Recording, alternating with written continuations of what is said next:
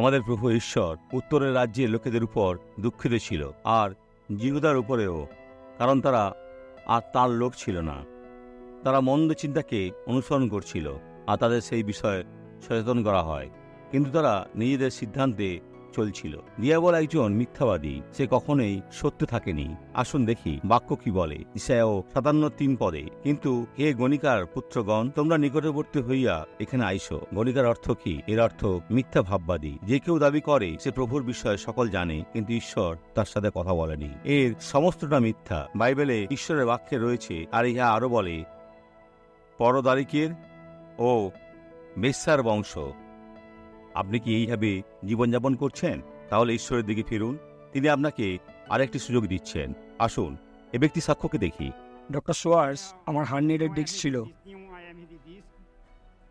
আর কাঁধে খুব তীব্র যন্ত্রণা হতো।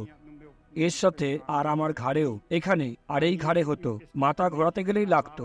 ডাক্তারের কাছে গিয়েছিলাম, আর উনি এক্স রে করাতে বলেছেন। উনি বলেছেন আমার ফুসফুস ভালো আছে, কিন্তু আমার হার্নিয়ারের ডিস্কের কারণে মেরুদণ্ড সরে গিয়েছে।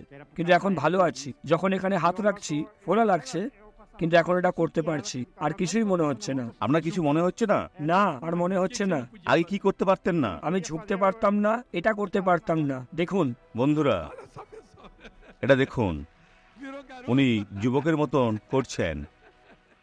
আসুন প্রার্থনা করি। পিতা, আমরা খ্রিস্টে সংযুক্ত হয়ে শত্রুর সমস্ত কার্যকে বাহির করছি, মন্দকে চালিয়ে যেতে বাধা দিচ্ছি। আর এখন বলি, মন্দ এখনই ছেড়ে যাবে, তুমি থাকবে না, যিশুর নামে। আর আপনি বলুন, আমিন। ঈশ্বরের ধন্যবাদ।